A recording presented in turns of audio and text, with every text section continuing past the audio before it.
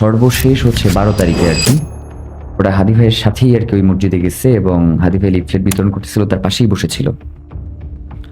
Leaflet বিতরণ শেষে শুক্রবার দিন তো রাস্তা একটু ফাঁকা ছিল, তো ওরা লিফলেট বিতরণ করে উধাও হয়ে গেছে আর কি। মানে ওরা হাদি ভাইয়ের কাছে বিদায়টিতে না নিয়ে চলে গেছে আর কি। হাদি ভাইয়ের মতো করে চলে আসবার চেষ্টা করতেছিল। তো ওই সময়টাতে আর কি ওরা পেছন থেকে এসে এরপরে হচ্ছে হাদি ভাইকে শ্যুটটা করলো আর কি। তো শ্যুট করবার পরে যে জিনিসটা হয়েছে, আর আগের দিন হচ্ছে রাতে আমাদের ওই দিন তো তফসিল ঘোষণা হয়েছে আগের দিন 11 তারিখে। তো আমরা হচ্ছে তফসিলের ক্যাম্পেইন শেষ করে আমি 5টা বাজে আমার বোনকে নিয়ে লঞ্চে উঠলাম, কারণ হচ্ছে আমার আবার 18 তারিখে একটা বিয়ের প্রোগ্রাম ছিল আর কি আমার নিজেরই।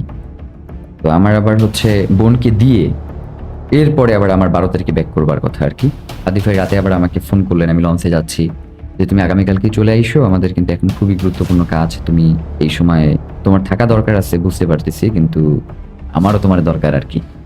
তা আমার প্ল্যান ছিল যে জুমার নামাজের পরে আমি রওনা হয়ে চলে আসবো।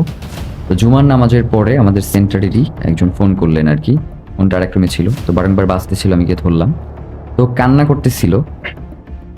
তো আমি ওরে বললাম যে তোমার বলো, যে আমি বুঝতেছিলাম যে কিছু একটা ঘটছে আর কি, কি হয়েছে।